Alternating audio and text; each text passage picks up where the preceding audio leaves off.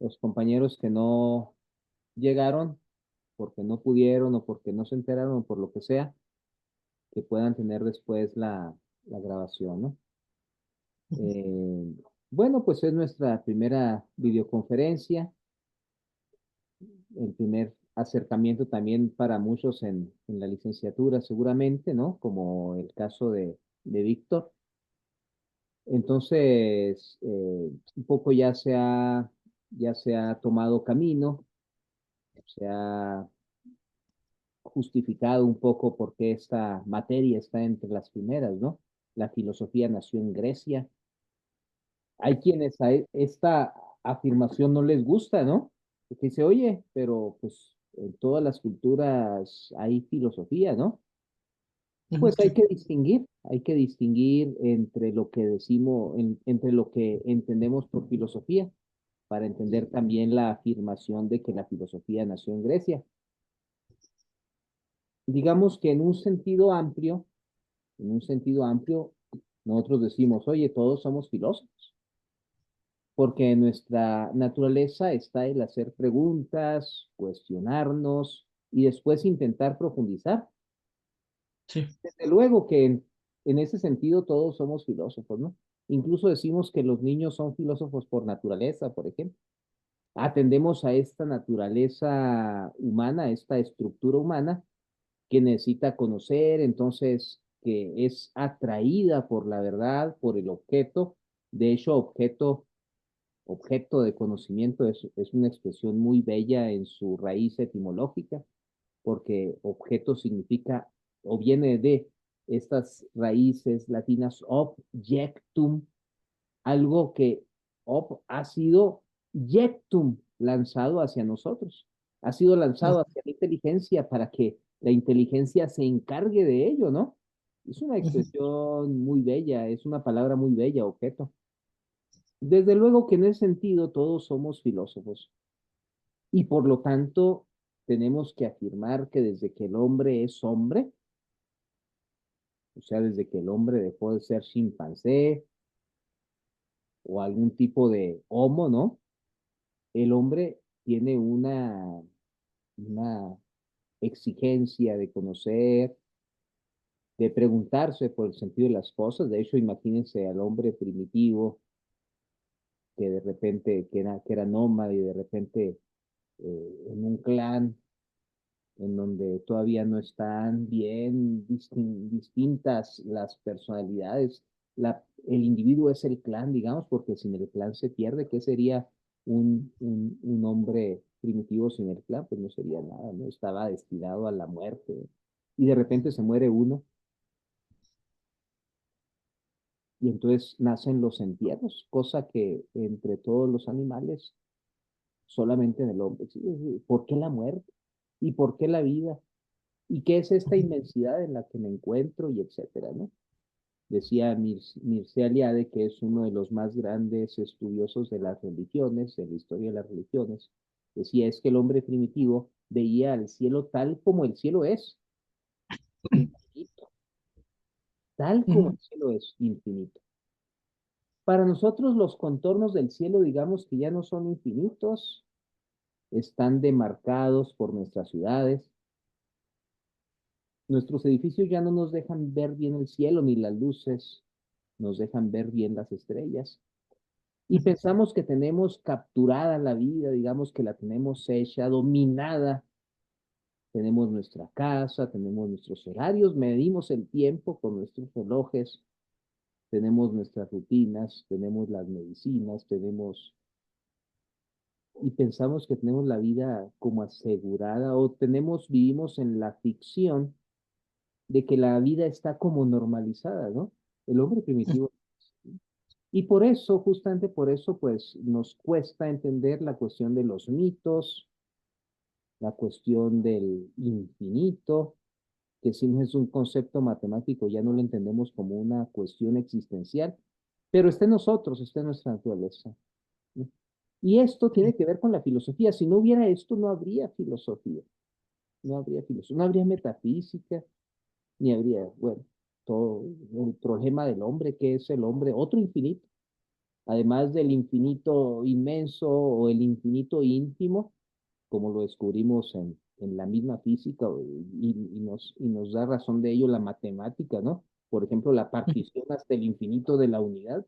Es algo impresionante, es algo sorprendente. Bueno, si Sí. nos dejamos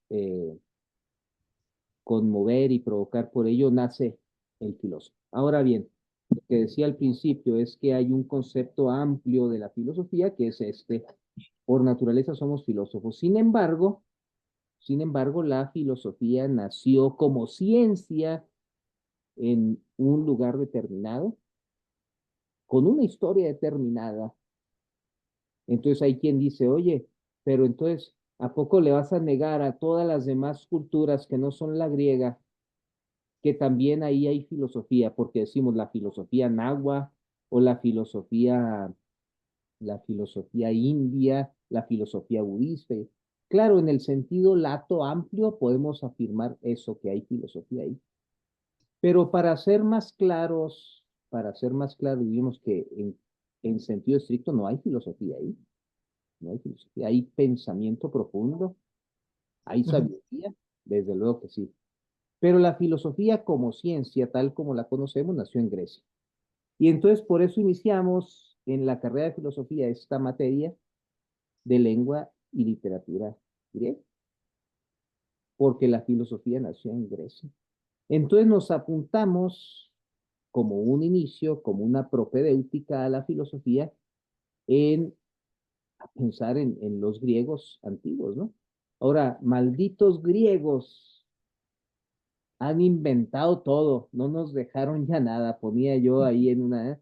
Malditos griegos inventaron todo, no nos dejaron nada. El arte, con todas sus artes, desde Grecia se definieron todas las artes, ¿no? Las visuales, las escénicas, bueno, la matemática, la historia, la medicina, Sí. la lógica y la filosofía es la madre de todas las ciencias. Y es nada más. Estamos en el inicio, la filosofía es también el inicio de las ciencias, ¿no? Porque podemos descubrir ya en todas las civilizaciones grandes conocimientos que después podemos entender profundos conocimientos. Por ejemplo, en la civilización maya, ¿quién puede negar todo su percepción, por ejemplo, de la nada y del cero? Una cosa inaudita para todas las culturas, por supuesto. La exactitud de las pirámides, digan en Chichen Itza, cómo baja la serpiente en el solsticio, ¿no? Es una cosa impresionante. ¿Quién va a negar eso? En todas las culturas, no en todas las culturas, pero en muchas culturas hay esto. O sea, hay una exactitud, una perfección, hay un conocimiento, por supuesto. Ya existían las grandes pirámides, sin embargo, no existía la matemática como ciencia. Ah, caray, ¿por qué? Porque no estaba conceptualizada. Ya existían las grandes pirámides de Egipto, pero no estaba conceptualizada. Por lo tanto, no era ciencia. ¿Me explico? En ese Ujú. sentido, tenemos que decir, en Grecia nace el pensamiento occidental tal como lo conocemos hasta madurar en la ciencia moderna. No habría ciencia moderna sin esto, ¿no? ¿Me explico? Entonces, no es para, no para valorar a todas las civilizaciones, hay que poner las cosas en su sitio, pero cuando nosotros ponemos como una materia fundamental o al inicio de la carrera de filosofía, lengua y literatura griega, es por esta razón, ¿no? Es porque hay un lugar en el que históricamente nació la filosofía como ciencia. Vale, es esto. Ahora, esto tiene una historia eh,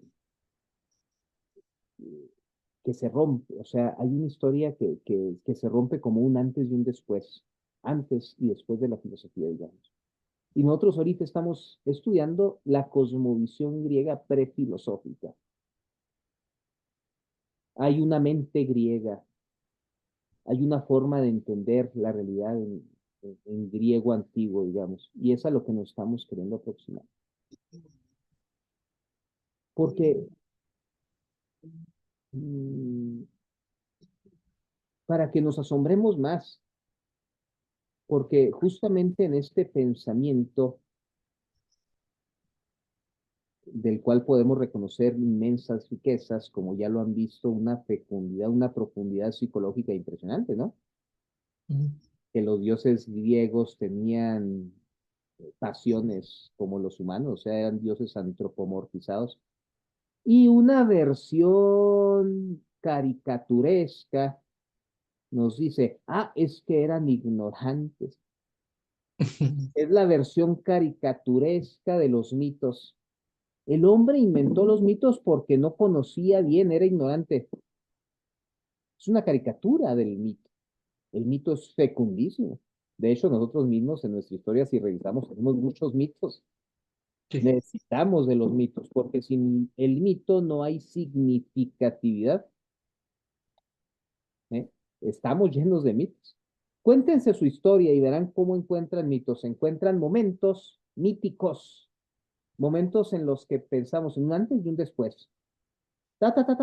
Hasta que conocí a la que después fue mi esposa. Un antes y un después.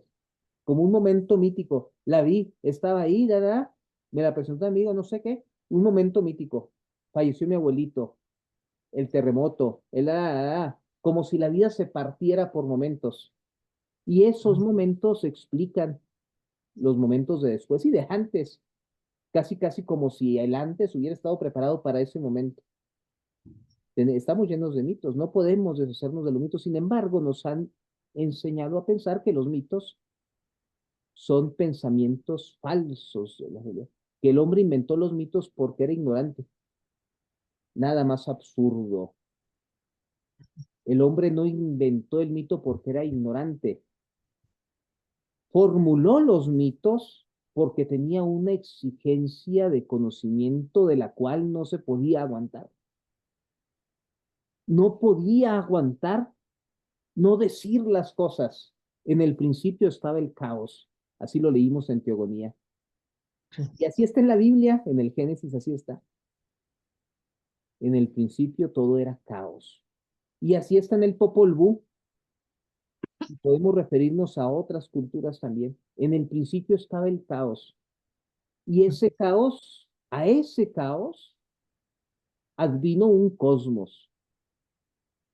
Y esto es lo que llamamos, queridos, cosmovisión. La cosmovisión es la forma de ordenar la realidad. No es perfecta. Todas las cosmovisiones tienen digamos, sus mitos. En ese sentido son significativas, pero no son exactas. Ninguna cosmovisión es exacta. Como el de la griega, ya vamos a descubrir ahora en la semana 3 con mucha mayor claridad, muchas interpretaciones de las cuales no podemos estar de acuerdo, ¿no? Vamos a ver, ahorita lo intentamos, ¿no? Pero la cosmovisión ordena, de hecho eso significa, ¿no? Cosmos Ujú. es orden y visión, sí, visión, una forma ordenada de ver la realidad. Sin la cosmovisión, ¿qué seríamos? Seríamos salvajes, seríamos animales, seríamos bestias. Es decir, seríamos incapaces de inteligir la realidad. La cosmovisión funciona como una especie de prejuicio bueno, un buen prejuicio. Sin un buen prejuicio no podemos enfrentar la realidad, o sea, sin una estructura mental de pensamiento original, no podemos enfrentar la realidad.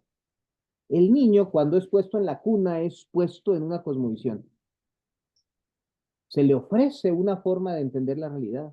Sin esta sería un animalito. Y se le enseñan en esta forma, por supuesto que hay ritos y hay moral y hay mitos. Es decir, hay explicaciones que no son explicaciones científicas. El papá y la mamá no le explican al niñito desde pequeñito con fórmulas científicas. Le explican con formas significativas. ¿No? No le dicen, Ese es el motor inmóvil anunciando el crucifijo, ¿no? Ese es Diosito y nos cuida, nos ama. Y entonces nos insertan en el mundo con una capacidad de enfrentar el mundo de confianza porque hay alguien que nos cuida, ¿no? Todo esto, cuando el niño crece, por supuesto, llegará un momento en el que lo pondrá a consideración, a veces en duda, a veces hará preguntas, a veces incluso renunciará a ello, pero el joven, el adolescente no sería nada sin ello, nada. Esto es la cosmovisión. Por eso es tan importante la cosmovisión griega. Bueno, ahora la cosmovisión griega es el lugar donde nace la filosofía. Ahora digo por qué esto es importante. Uno, por la fecundidad significativa. Ya ven ustedes qué interesante, lo han visto en la teogonía, estas relaciones entre los dioses, fascinante, o sea, el caos. Gea y Urano.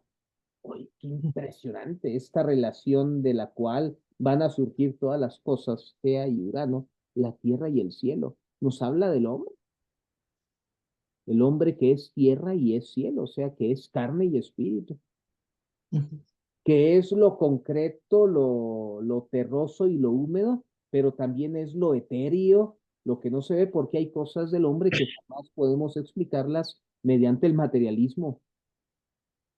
O sea, hay cosas que escapan a los pesos y a las medidas. Como que estamos acá, o sea, filosofía. ¿Qué diantres tiene que ver filosofía con los pesos y las medidas? Por favor. No puede haber filosofía materialista, aunque la hay, pero es una contradicción. Es una contradicción porque no puede ser que la filosofía diga que todo se reduce a los pesos y las medidas cuando ella misma no es ni peso ni medida, ¿no? O sea, pero bueno, que además se encarga de las cosas que no son pesos ni medidas. Y por eso el filósofo es relegado en un mundo de la eficiencia, pues porque no es eficiente, no es peso ni medida, ¿no? Y tiene Claro. que ser expulsado de las carreras técnicas y de las ingenierías porque no es peso ni medida, o sea, no nos sirve, no es operativo, no es, ¿no? Bueno, Urano y Gea, ¿no? Gea y Urano. Bueno, o sea, y después Cronos, cómo nace nuestro tiempo. El tiempo devora, Cronos devora. ¿A poco nos experimentamos eso, que Cronos nos devora? A lo mejor ustedes no, porque están jóvenes, pero un poco uno va creciendo y uno se va dando cuenta que el tiempo devora. El tiempo devora. Bueno, esto está lleno de significatividad. Fíjense cómo son los mitos, o sea, los mitos. Y justo que creo que aquí puede haber un problema de interpretación, de realización de las actividades, porque le estamos preguntando, ¿y qué te dice? ¿Qué dijo? No tenemos una respuesta literal y directa, ¿no?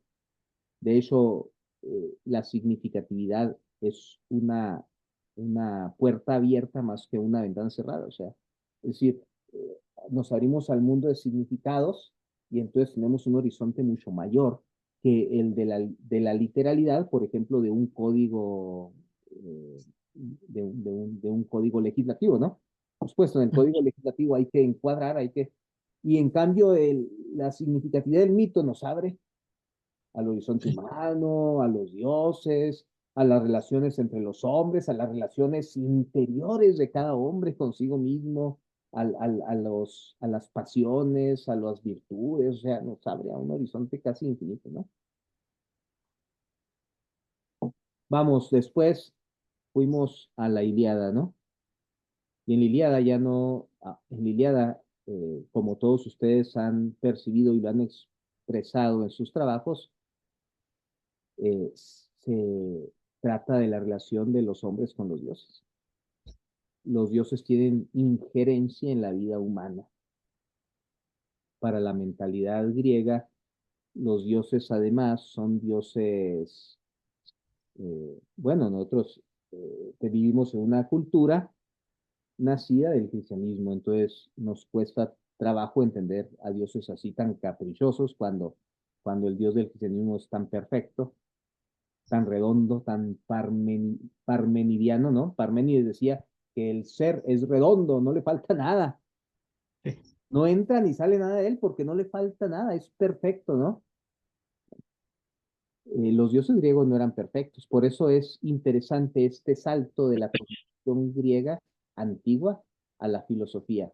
De hecho, hay una relación muy interesante, lo dicen muchos, pero ahora recuerdo a Ratzinger, que fue el Papa Benedicto XVI.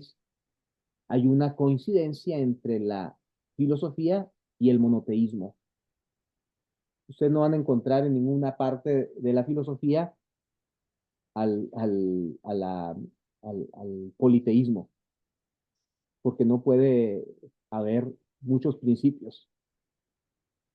El primer motor, o sea, Aristóteles no era monoteísta, ni Platón era monoteísta, ni Plotino era monoteísta. Sin embargo, lo eran. O sea, ¿por qué? Porque la realidad exige el punto de partida y llegada de principios. O sea, la filosofía es la búsqueda de los primeros principios y las primeras causas, imagínense. Entonces, por eso va a ser tan fácil, bueno, no tan fácil, ¿eh? Pero se va a poder que el cristianismo adopte, una vez llegado, adopte en diálogo con la cultura helenista, con Grecia, adopte a Platón para explicar el cristianismo a todo el mundo, ¿no? O sea, para explicar eh, un solo Dios a todo el mundo. Y después, mucho después, Santo Tomás de Aquino, en la Edad Media, podrá ser otro tanto con Aristóteles. Ah,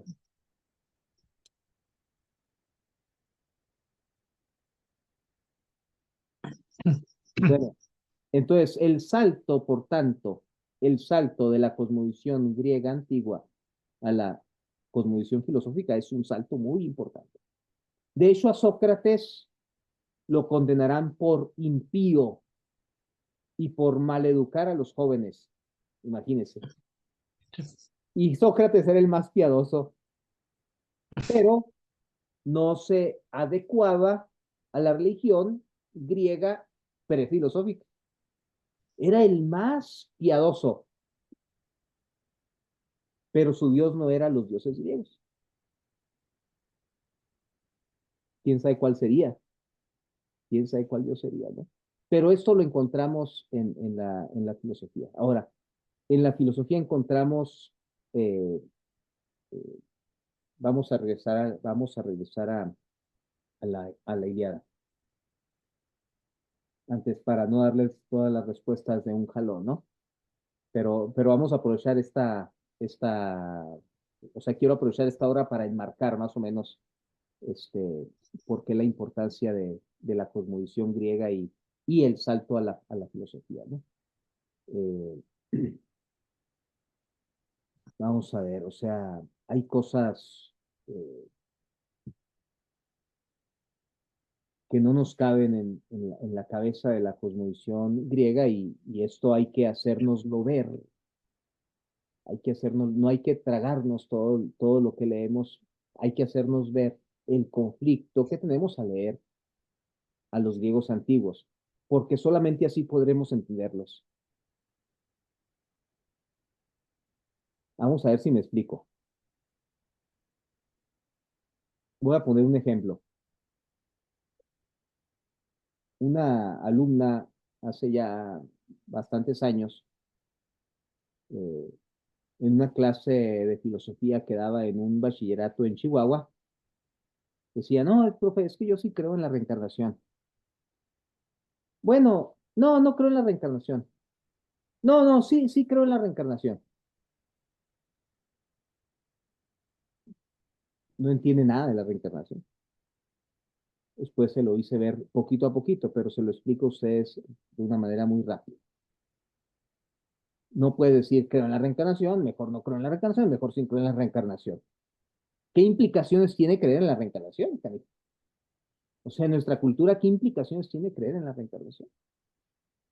Tenemos una cultura que no admite la reencarnación como creencia. Entonces, si dices creo en la reencarnación, quiere decir que no estás casi ni entendiendo qué es la reencarnación. Vamos a ver por qué. O sea, porque creer en la reencarnación implicaría, por lo menos, una noción de historia que nosotros no tenemos. Una historia cíclica y eterna, cíclica y eterna. Implicaría el dominio del samsara, que es la dinámica del flujo de las reencarnaciones. Pero esto implicaría la afirmación, la admisión de que las injusticias son justas. ¿Cómo?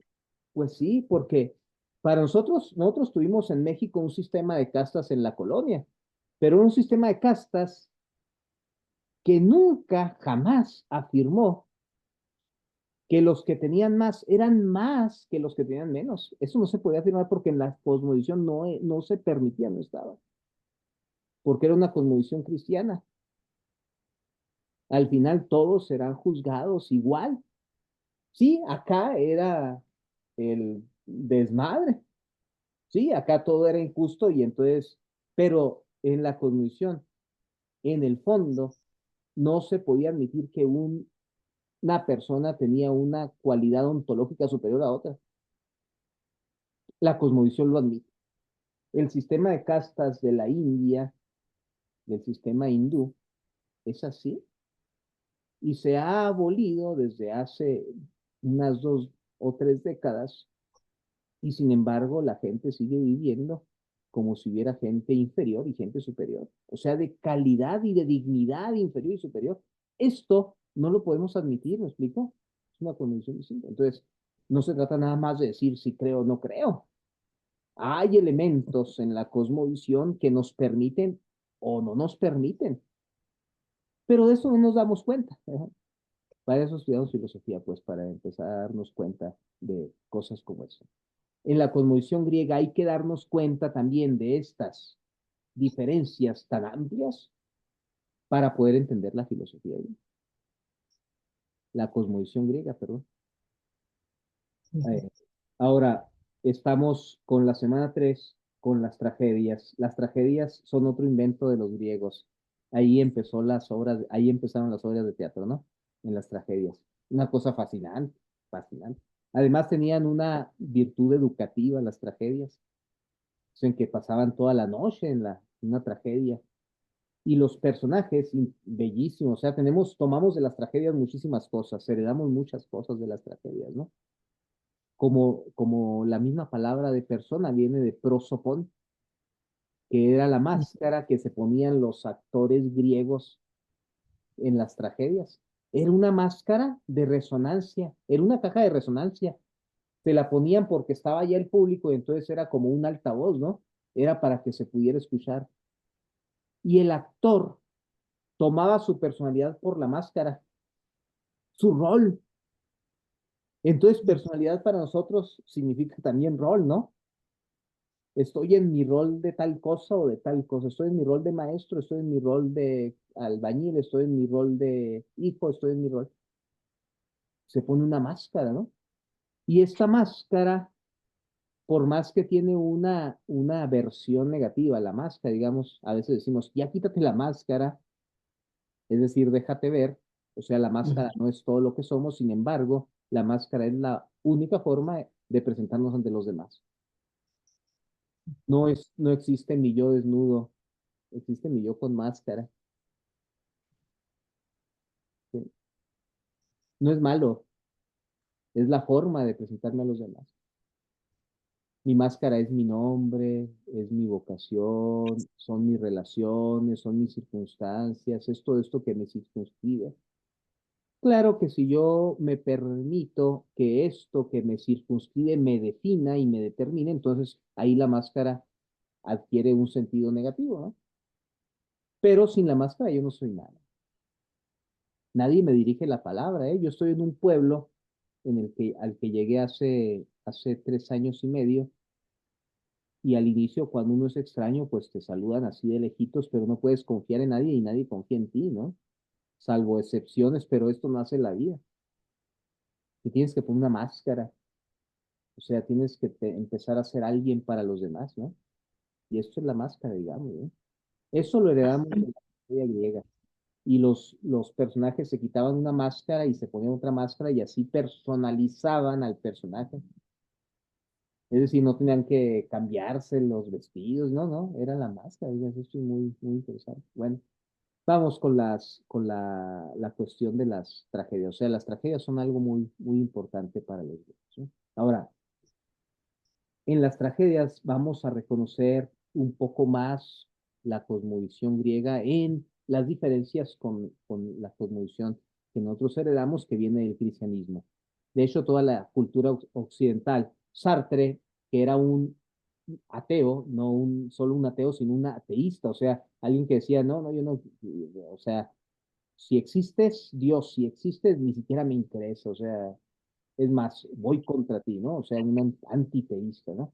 Y Sartre decía que la cultura moderna, occidental, había renunciado a Dios, sin embargo, no había podido renunciar a todo lo que la creencia de Dios implicaba en el ámbito de la vida y la moral. Por ejemplo, por ejemplo, nosotros ahora hablamos de los derechos humanos y defendemos los derechos humanos y cada vez más derechos y más derechos y más derechos. Y entonces cuando alguien de fe dice, oye, pero el derecho, por ejemplo, el derecho del niño que va a nacer también, no nada más el derecho de la madre, dice, no, no, eso es metafísica. Los derechos humanos son una herencia del cristianismo.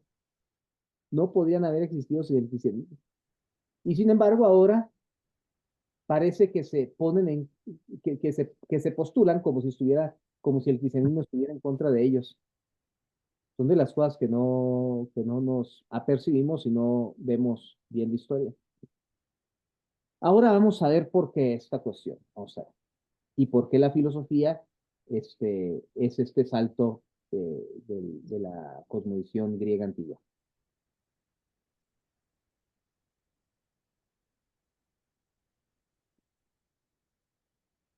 Vamos a analizar la tragedia de Edipo, que la elegí porque es un caso, bueno, casi todas, ¿no? Pero es un caso muy elocuente de esta cosmovisión griega. Nace Edipo de la Yuyo Casta, ¿ya la leyeron? ¿Ya la tienen a la mano? Man, No. ¿Ustedes casi les estoy haciendo la tarea? bueno, estoy terminando de leer yo el libro todavía. Ah, está chiquito, pero apenas lo empecé a leer ahorita. Bueno, de todas formas, lo que van a descubrir, o les ayudo a descubrir lo que tienen que reflexionar para la actividad, ¿no? No les estoy dando las respuestas, pero fíjense en estos detalles, ¿no? Ya está un poco en la Ilíada, ¿no? Ujú. Ya hay una versión de esto, pero ¿cuál es la tragedia griega? Que el hombre es una marioneta de los dioses, digamos. Esto es una cosa de la tragedia. Sí. ¿Por qué es tragedia? Nosotros utilizamos la palabra trágico en un sentido distinto. Para nosotros trágico es malo, es algo Ujú. como doloroso. Para los griegos tragedia tenía otra connotación y es contraria al drama. Digamos que hay dos, fíjense, nosotros casi decimos, es muy dramático, es muy trágico, casi como sinónimos, es lo contrario, trágico y dramático. Sí. ¿Por qué? Porque lo trágico es lo que le pasa a Edipo. Vamos a ver qué es lo que le pasa a Edipo. Nace Edipo y Layo y Yocasta lo llevan ante el oráculo. Y el oráculo le dice, este niño va a incestar con su madre y va a matar a su padre. Y no, no, no, no, no. ¿Cómo va a pasar eso? Entonces, el hombre no quiere aceptar el destino. Mm. Para el griego el destino es algo fundamental, el destino y la moira es algo que está en su cosmovisión. Entonces dice Layo, no, no, y se lo da a un siervo para que vaya y lo mate, ¿no? Que se desaparezca, pero este siente compasión y no es capaz de matarlo, pero dice, me lo llevo muy lejos para que, para no desobedecer a mi amo, pero tampoco. Y entonces lo lleva a otro reino y Edipo crece creyendo que es hijo de otros reyes. Y cuando Edipo crece, va al oráculo y el oráculo le dice, vas a incestar con tu madre y vas a matar a tu padre. No, no, no, no, ¿cómo va a hacer eso? Entonces Edipo huye de lo que cree que es de su destino, queriendo huir de su destino, se aproxima a su destino. Pero Edipo lo que quería, evidentemente, es huir del destino, ¿no? Sí, Ahora, si nosotros conocemos, a ver, entonces, bueno, va allá, se encuentra en un cruce de caminos con Layo y su comitiva, y no, no, paso yo, pasas tú, no, paso yo, y ahí se enojan y mata a Layo. sí. Ajá. El asunto es que queriendo huir de matar a su padre, mata a su padre. Es un juego invisible del destino, del fatus, ¿no? Esta es la tragedia, que el hombre, por múltiples que sean los caminos, elige los caminos que elige, elija los caminos que elija, llega al punto que los dioses querían que llegara. Esta es la tragedia. El drama es lo contrario, exactamente lo contrario, que uno está por tomar una decisión y dice, híjole, es que tengo que decidir, y lo que elija no es lo mismo. Esta es una versión cristiana de la historia versus la versión griega de la historia. La versión griega, elijas el camino que elijas, el punto de llegada es el mismo. Versión cristiana y filosófica, porque ya lo decía Sócrates, por eso decía que convergen la ética y la ontología y la metafísica filosófica con la metafísica no solo cristiana, sino monoteísta. Monoteísta, o sea, quiere decir de las religiones monoteístas, ¿no? De la judeocristiana y de la islámica. En esto coinciden la filosofía y eso. De hecho, grandes filósofos de la Edad Media eran más islámicos que cristianos. O sea, los islámicos tenían grandes universidades, ¿no? La Edad Media fue una época también contrario a lo que escuchamos normalmente, muy luminosa. Nosotros escuchamos normalmente que la Edad Media fue una edad oscura, no, fue una edad muy luminosa, de pensamiento muy luminoso. Solo que tuvo eh, cositas muy oscuras y esto la hace ver como muy oscura, ¿no? Bueno, el asunto es esto, ¿no? Que son las preguntas. A ver, ¿en qué consiste entonces la libertad? Si el hombre queriendo ser libre, es decir, queriendo huir de las ataduras del destino, se condena a las muertes más terribles, ¿no? Después de que Layo descubre toda la historia aquella, se arranca los ojos y dice, es que ya no hay nada digno de ser visto. Ya no hay nada digno, ¿no? ¿Por qué? Ahora, imagínense, en este proceso, Edipo nunca quiso hacer lo que hizo. Cuando nosotros hacemos juicios morales, fíjense lo distante que estamos, ¿no? Cuando nosotros hacemos juicios morales, decimos, oye, le decimos a los niños, oye, pero ¿querías hacerlo? No es lo mismo si al niño se le cayó el vaso que si el niño aventó el vaso.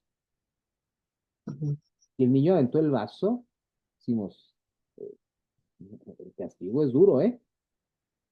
Si al niño se le cayó el vaso, mi hijo, tenga más cuidado, carajo, lo castigamos, pero tenemos indulgencia porque no quería hacer eso.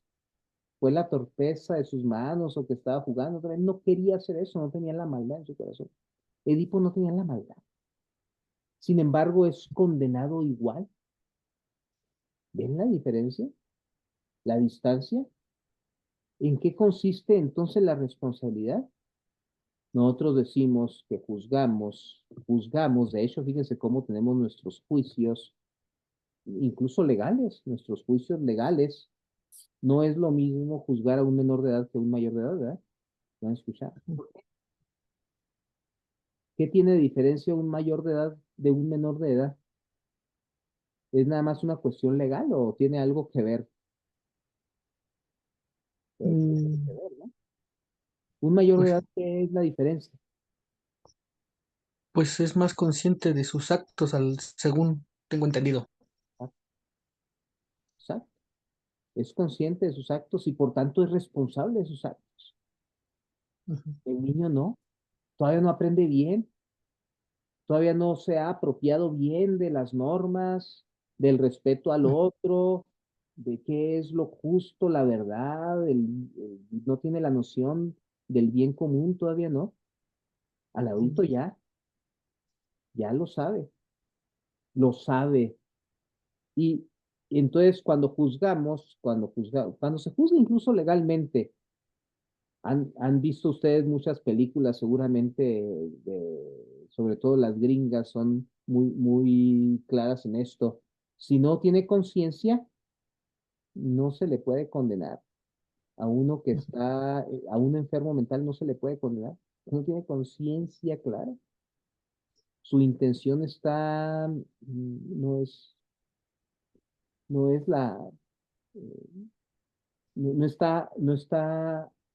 no ha pasado por el filtro de la deliberación de la razón, ¿no? La Ujú. voluntad está bloqueada o está exaltada, o sea, entonces estas cosas hacen que no se le juzgue, se manda al manicomio, no a la cárcel, ¿no? Ya no se llama manicomio, ¿verdad? Pero se manda Es- allá al centro de salud, al hospital, ¿no? Se manda allá, no se manda al reclusorio. Al menor de edad igual, o sea, no se le juzga igual, se le manda al tribunal de menores, las sentencias son mucho menores. Se supone que la intención es que se reintegre de una manera mucho más ágil, mucho más rápida a la sociedad. También en el adulto se supone que tendría que reintegrarse, ¿no? Pero se juzga distinto. Y luego tenemos los atenuantes y los agravantes, ¿sí? O sea, un asalto, por ejemplo, ¿no? Tiene muchos atenuantes y muchos agravantes, ¿sí? Atenuantes, ¿por qué lo hiciste? No, pues es mi modo de vivir. Agravantes, perdón, agravantes, es mi modo de vivir, ¿no? Pues, es un agravante. O sea, quiere decir que ni siquiera haces la lucha por trabajar, eh, ¿no? O sea, es un modus operandi, ¿no? Contigo. Es diferente si, como se pone tradicionalmente el caso de un papá que tiene a su hijo muy enfermo, no tiene nada, está en las deudas y tiene que comprar una medicina inmediatamente, pues es un atenuante muy importante. El acto no es bueno, pero es un atenuante. En relación con esto y las intenciones, están las intenciones también, ¿no? Como decir, estaba cazando, hizo un disparo y allá del otro lado del venado estaba un sujeto, un vecino, y entonces le dio, ¿no? El acto tiene una responsabilidad sobre ello, pero no quería hacerlo, o sea, él quería cazar, es un atenuante, hay una intención distinta del otro que lo vio distraído, tenía pleitos con él, tenía a su mano un fusil y dijo, ahora es cuando. Es un agravante, porque aquel ni se podía defender, ni sabía, estaba completamente desprevenido, estaba en situación, bueno, ven esto en las tragedias no existe eso. Pues yo creo que sí, yo creo que sí porque Edipo, bueno, había dicho en un principio que o le iba a dar la libertad al culpable o lo dieran muerte, ¿no? Le daba la oportunidad de irse de la ciudad. Al final, cuando descubre todo esto y él decide irse de la ciudad. Entonces, supongo que sí se ve un tanto eso, esa parte. Es decir, hay la exigencia de que así sea, pero en la cosmovisión griega no entra muy fácil, o sea, es decir, ¿qué es la responsabilidad en la cosmovisión griega? Ujú. Cuando la historia es trágica, digamos, ¿cuál es la responsabilidad de Edipo? O sea, ¿por qué Edipo es responsable de lo que no quiso hacer? ¿Me explico? Ahí no hay atenuantes, o sea, es como si lo que dictara, fuera el destino y el fatus, pero pues es un fatus, es un fatal, ¿no? ujú, ¿Me explico? Entonces la libertad, por supuesto que el hombre griego, de hecho esto es algo impresionante porque eran heroicos, una ujú, valentía, una osadía impresionante, ¿no? Por eso el sí, dicho de los griegos no tuvieron los dioses que merecían. Es como si los hombres fueran más grandes en virtudes que los propios dioses, ¿no? Así, ujú, ujú, o sea, como si los dioses fueran unos juguetones, unos que estaban ahí.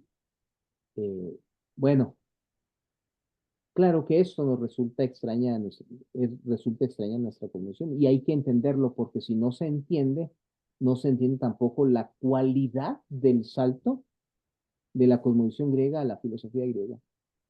Este ujú. salto ya lo estaban dando los filósofos griegos desde el principio. O sea, ya no estaba en los filósofos griegos ni el patus, ni la moira, ni los dioses caprichosos, y eran de la misma cosmovisión. Y esto es muy importante para entender la ruptura entre, la ruptura que trae la filosofía. Hay una modalidad distinta de cosmovisión, una cosmovisión distinta por el uso de la razón. No es que antes fueran irracionales, por favor, ¿no? Pero una modalidad distinta en la búsqueda misma de las cosas por el uso de la razón, ¿no? O sea, el uso de la razón se convierte en criterio de juicio, ¿no?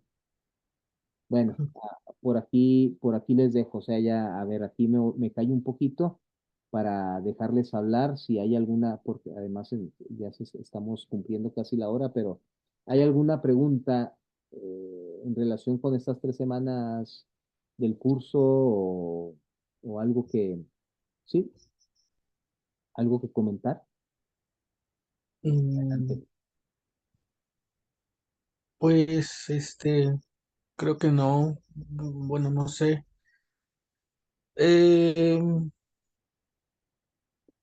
es, sí, sí, bueno, sí está muy, sí hay varias cosas como que no consideramos, bueno, yo por lo menos no concuerdo a veces mucho con la cosmovisión griega, pero creo que también ha sido por la manera, como dicen, en la que nos desenvolvemos en la cultura que hoy nos tocó.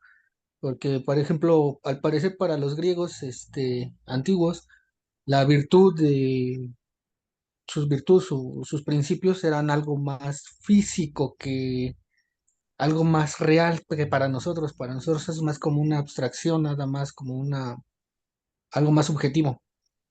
Porque ahorita ya prácticamente pues, nadie va a pelear el campo de batalla por valor, a menos que haya una necesidad real. En ese entonces era la gloria de ellos, era buscar el honor. Ellos lo veían algo más real, creo. Bueno, sí, sí, sí, sí, vamos a ver. Nosotros vivimos una época en realidad en la que las virtudes tienen mala fama. O sea, Ujú. ahorita, hoy por hoy, a ver, díganme ustedes quién en la primaria, a quién de ustedes en la primaria le enseñaron a ser virtuoso. No, pues no. ¿No? Sí, digamos, pero es de nuestra época, no es de nuestra cosmovisión, es de nuestra época, ¿no? Porque también Ujú, las épocas tienen cosmovisiones, digamos. ujú. Tiene mala fama la virtud. Sí. Sí. Y ahora también es verdad que las situaciones contextuales pues son muy distintas también, ¿verdad? Por ejemplo, en aquellos tiempos la guerra era una cosa, un pan de cada día, era la Ujú, forma de alcanzar la gloria. Hoy por hoy nadie piensa eso más que los soldados, o sea, pero ¿quién se alista, no? O ujú. sea, sí, sí. Pero Sí. no, es muy importante tu percepción, efectivamente. O sea, nuestra percepción está determinada por nuestros contextos y por nuestra educación. Sí, claro. Sí. Y también en cuanto a, por ejemplo, a lo del el destino, sí es algo muy confuso, la verdad, eh, parece que todo fuera muy determinista, Ujú. por así decirlo, como si lo que conocemos como voluntad o libre albedrío solo funcionara dentro eh, pues de nuestro entorno, de nuestro círculo de vida personal, pero no influye en el de los demás, obviamente. Entonces, no sé, a veces no creo que sea como que un solo destino, sino que cada acción lleva un destino distinto que al final lleva a un objetivo, eh, pues sí, determinado. Por ejemplo, nuestras acciones nos llevan a lo mejor ahorita a tener esta conversación. Y en el caso de los compañeros que no están conectados, tomaron por circunstancias o decisiones o prioridades, por así decir, yo lo definiría más como prioridades. Las prioridades determinan nuestro destino, nuestra voluntad de hacer tal cosa, Muy creo yo. interesante. Sí, no, no, muy, muy bien, muy interesante, Víctor, porque esto también es parte de nuestra edad, o sea, de nuestro tiempo. A ver, a Ujú, nosotros se nos ha hecho creer que somos los arquitectos de nuestro propio destino, ujú. ¿eh? A nosotros se nos ha hecho creer eso. Sí, También es una falsedad casi igual que la otra, ¿eh? ujú, Pero nosotros no las creemos y tenemos todos los cursos de superación y de mentalización y tú mentalízate y prográmate y decrétalo y no sé cuántas otras cosas, ¿no? Sí, sí, sí, sí, no, no, pero esto es, somos hijos de estas generaciones, pues, somos ujú, hijos de la modernidad ujú, y de la posmodernidad sobre todo que hay, ¿no? De hecho, hay los los poemas y las novelas y que hablan de eso, ¿no? Tú eres ujú, el ujú. arquitecto de tu propio destino. Sartre decía, la vida consiste en el proyecto personal y se vive en la medida en la que se realiza dicho proyecto. Y nosotros somos hijos de Ujú. Sartre. Ok. Y está por Ujú. todos lados está esto. En el radio lo escuchamos. Su opinión es la que vale, como si la opinión fuera más importante que la verdad. Claro. O que la verdad la tiene cada quien. Ujú. Somos hijos de esto. Y que los otros no te digan lo que tienes que hacer, decídelo tú, como si no hubiera un valor de la comunidad, por ejemplo. Claro, ahora Ujú. el yo, el individuo, se piensa como un ente que se determina a sí mismo, ahí casi aislado de la comunidad, como si no le debiera nada a Ujú. la comunidad. Claro. Sí, sí. Entonces, somos hijos de este tiempo que piensa así, pero estamos llenos de muchos errores al pensar así. Ahora, Ujú. los griegos también están llenos de muchos errores, ¿no? Bueno, la Ujú. filosofía es para esto, para entender todos estos errores y tratar Claro. de enmendarlos, ¿no? Ujú. ¿Qué más? Bueno, en un caso personal, yo como paciente de diálisis, Ujú, sí me cae un poquito ahí la idea también del destino, porque, por ejemplo, en mi caso de enfermedad fue por hipoplasia renal, que, bueno, para quien no lo sepa, es una malformación en los riñones, ¿no? Y no crecieron desde chicos, yo nunca lo supe, hasta que tuve síntomas. A los 18 años me diagnosticaron diálisis y todo. Llevo ciertos años, ya voy para 14 años en esto, entonces, este quiero decir que, digamos, yo estaba ya de alguna manera destinado a esto, por más que yo hubiera hecho algo, o sea, yo realmente no sabía, pero ya estaba, digamos, esta enfermedad destinada a mí desde el nacimiento, a lo mejor desde la concepción, ¿no? O sea, es algo que yo no pedí, este, yo no busqué y quién sabe, a lo mejor de haber sabido que esto iba a ser, yo hubiera buscado la forma de evitarlo o de que se pospusiera lo más posible, pero no iba a poder evitar la enfermedad a final de cuentas. Entonces sí, en ese sentido siento que hay un destino como para cada uno, porque pues no nada más soy yo, hay muchas personas, ¿no? En la misma condición y en diversas. sí, no, digamos que lo que dices tú que lo podemos aplicar a todos, absolutamente a todos. Ahora, claro que las connotaciones Ujú, son menos o más dramáticas, ¿verdad?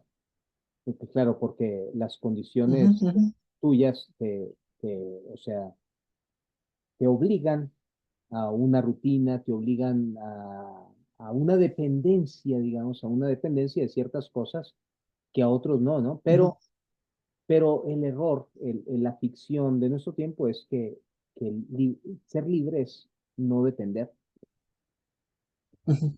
es una ficción, porque exactamente al revés, o sea, tú eres libre en la medida en la que dependes de las cosas que tienes, porque si no las tuvieras, no podrías ni siquiera hacer. ¿Me explico? Entonces hay formas distintas y también el destino, hay que hacerse cargo, no de una definición de destino, sino de una relación con el destino. Ujú, Eso nos enseñan también los griegos, por supuesto, ¿no? De hecho, muchas de las tragedias griegas, los sabios llegan a decir esto: ¿para qué quieres luchar contra el destino? Es ujú, mucho ujú, más razonable abrazarlo y aceptarlo, porque así se puede vivir, que si no lo aceptas y lo abrazas, entonces lo luchas y y terminas acabado, ¿no? ¿No? ujú, Ahora, claro que el ejemplo tuyo es mucho más expresivo porque se pueden ver los contornos de estas dependencias, pero todos somos dependientes. Eso es lo ujú, que no nos damos cuenta muchas veces. Ahora, estas condicionantes o determinantes, estas condicionantes no son determinantes. ujú. Tanto es así que uno aquí está pensando: oye, pero yo no soy las diálisis, Claro. soy algo distinto. Entonces las condicionantes no son determinantes, ¿no? Y este es un Ujú, paso también de la filosofía sobre la cosmovisión griega. Por ejemplo, para Sócrates mismo, que estaba condenado, dijo: no, no, yo acepto mi condena muy bien. sí, También, también la acepto también que llego a quererla. Y los amigos le decían: oye, no, no, te rescatamos, mira, hay forma de escaparnos por aquí. ¿Y tú crees que voy a huir de esto que he estado esperando tanto tiempo, ¿no? Porque ujú, él identificaba la muerte con el encontrarse con la verdad, ¿no? sí, sí, Entonces, sí, acá solamente vamos de paso en paso y muy lentamente. ujú, Platón le pone esta expresión cuando en el Timeo, eh, cuando en el diálogo del Timeo, dice: nosotros vamos como lentamente y con muchos esfuerzos. Ojalá algún Dios se nos revelara, porque vamos con lentitud, ¿no? Entonces Sócrates está en ese punto en que dice: ¿y tú crees que voy a huir de esto, no? No, no. Hay un punto en el que justamente eh, la determinante no es determinante, más bien es eh, una posibilidad de un encuentro superior, ¿no? Pero bueno, o sea, estas ujú. son cosas superiores también, digamos. Sí, claro. Pero para ver, fíjense, para ver este contraste tan amplio entre la cosmovisión griega y lo que nosotros ahora estudiamos en ética, eh, o sea, la cosmovisión griega antigua y la filosofía. Y ya, o sea, el paso ha sido impresionante, impresionante. Una pausita para hacer un paréntesis no, mejor ya no. Adelante, si tienen los demás algo que decir. ¿Van a decir Ujú. algo, van a compartir algo David, Luis Fernando y Luis Eduardo? Mm, pues la verdad estuvo muy interesante esta clase.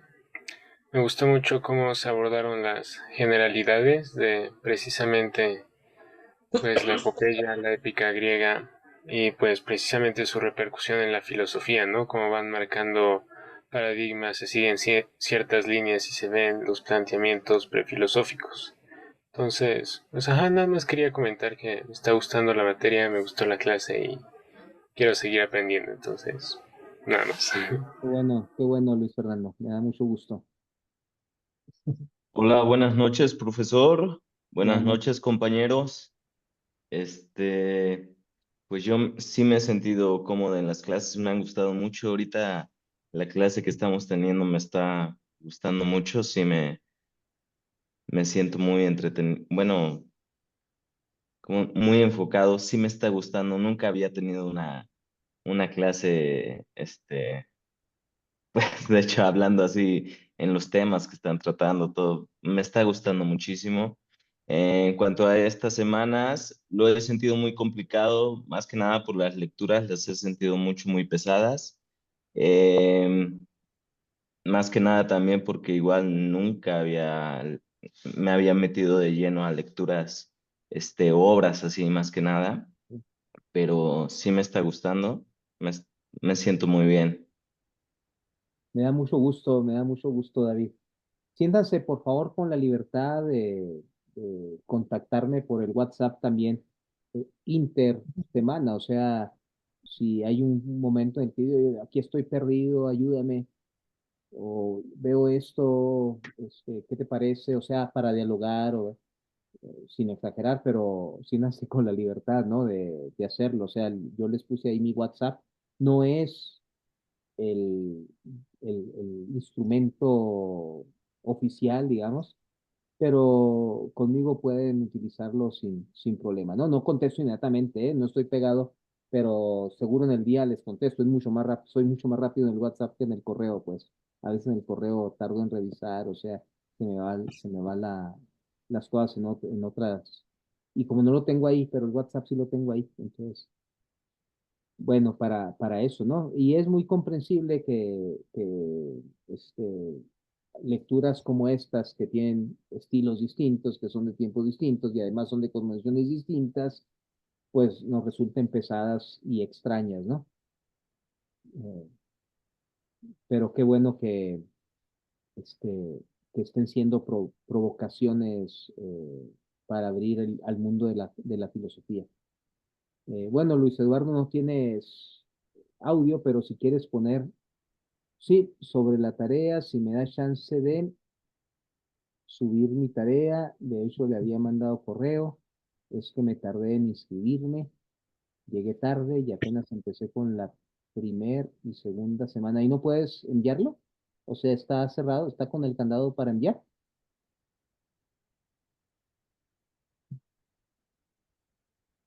O sea, si tú llegas tarde, hay que enviar las anteriores, ¿no? Pero mi pregunta es, ¿me estás pidiendo permiso para enviarlas o me estás diciendo que no tienes posibilidad de enviarlas por una cuestión de configuración?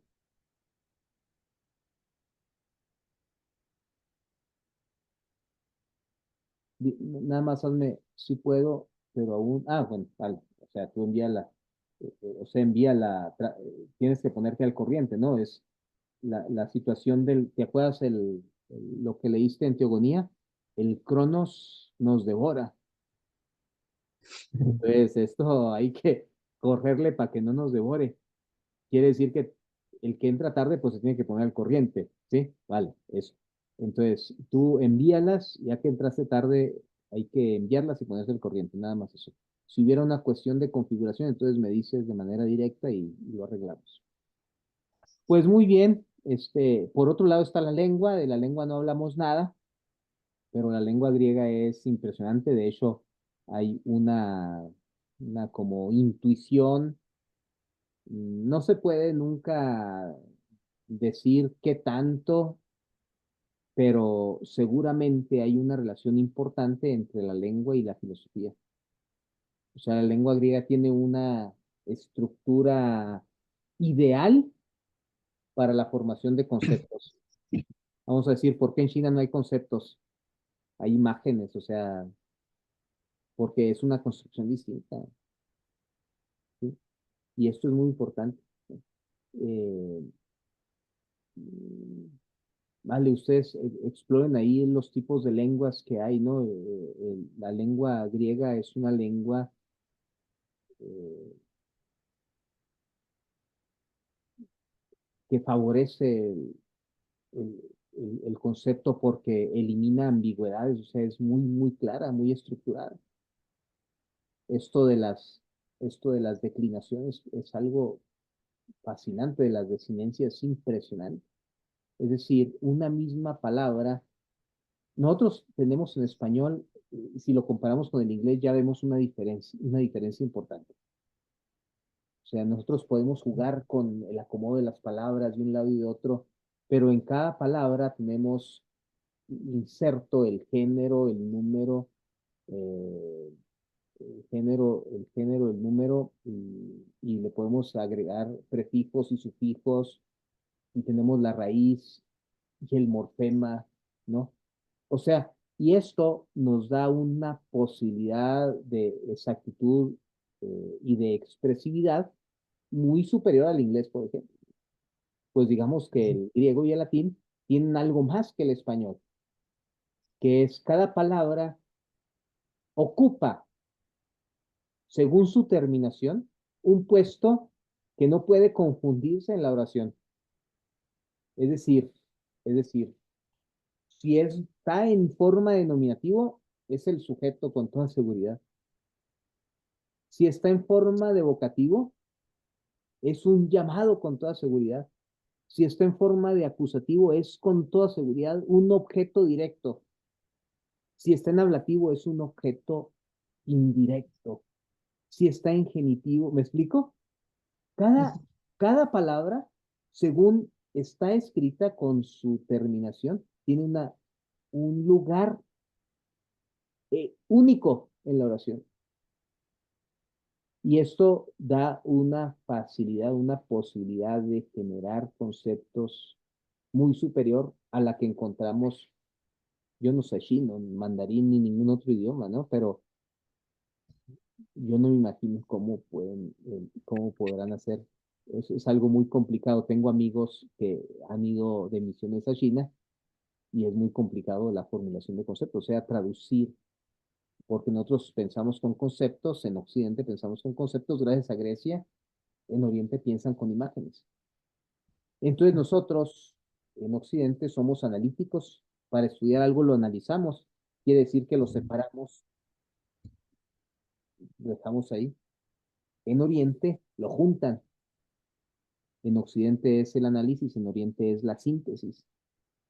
Por eso la sabiduría oriental es siempre como la síntesis, como el todo, y a veces, y en Occidente el sabio es el que analiza, el que puede decir, casi, casi como el sabiondo, ¿no? Es diferente, pero el que puede acomodar las cosas en su lugar, en su sitio, por el análisis.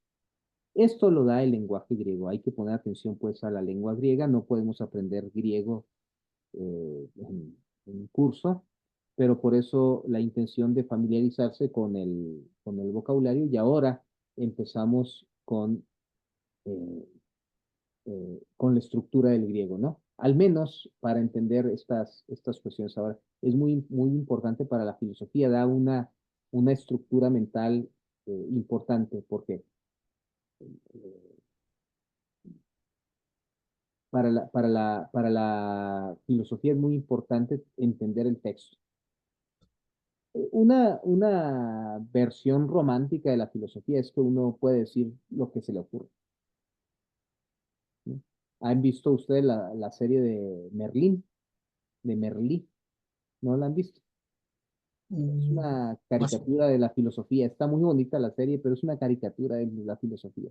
O sea, el filósofo es el libre, el que dice lo que piensa, el que no está sometido a los discursos populares, populistas ni comunes. Es uno que se sale como del redil para ser el mismo, ¿no?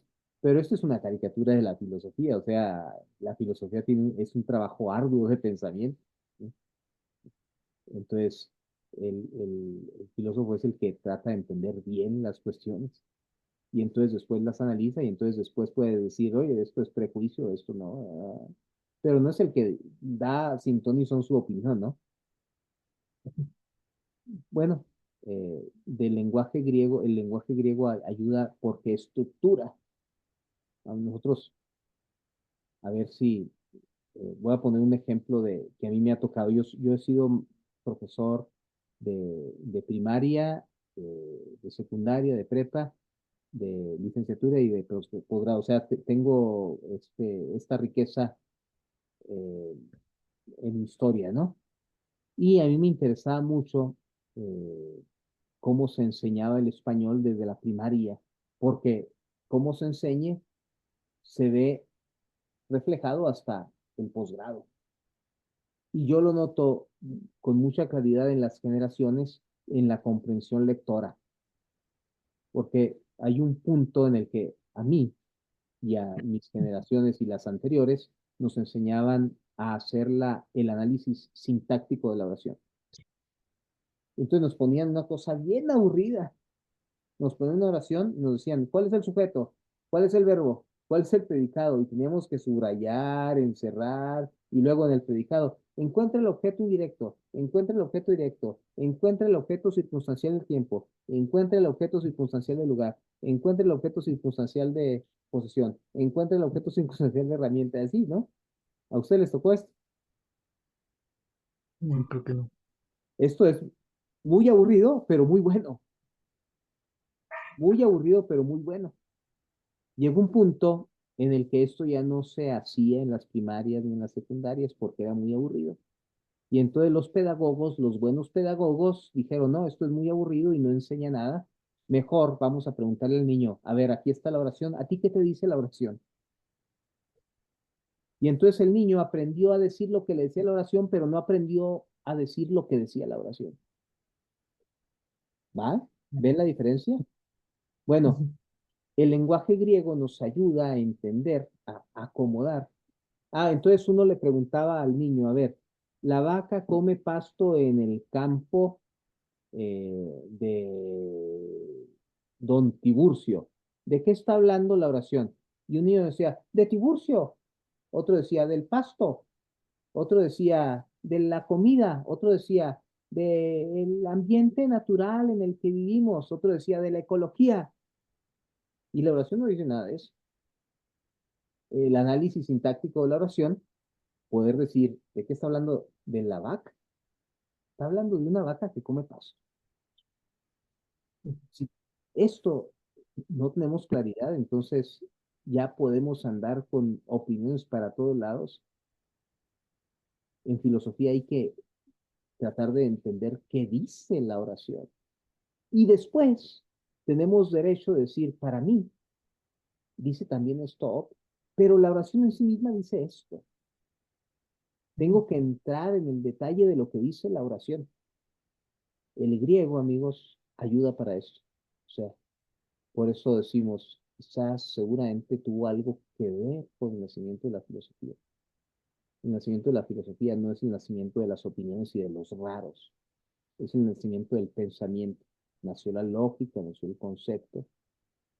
Y después de esto, cada quien puede ser único, irrepetible y decir, armar sus pensamientos, pero eso no empieza al revés. Por lo tanto, un trabajo arduo, ¿no? Esto es el camino del lenguaje, de la lengua griega. Bueno, ya nos pasamos 15 minutos. Creo que aquí le paramos. Eh, Siéntanse en la confianza de contactarme. Vean sus retroalimentaciones, por favor. Vean las cuestiones. Por favor, revisen muy bien los criterios de evaluación. Traten de ser puntuales en las instrucciones, ¿no? De ser muy puntuales. O sea, si se pregunta uno, dos, tres, póngalo así ordenadito, aunque parezca aburrido, o sea, no están haciendo ensayos, pero traten de ir así, porque también a mí me facilita la revisión, pero sobre todo aprender a pensar en específico sobre una cosa, ¿no? O sea, esto ayuda mucho al pensamiento. Pues nada, mucho gusto y pues estamos en el camino. Muy buena noche. Mucho gusto, Gracias, profesor. buenas noches. Mucho gusto, compañeros. Buenas noches.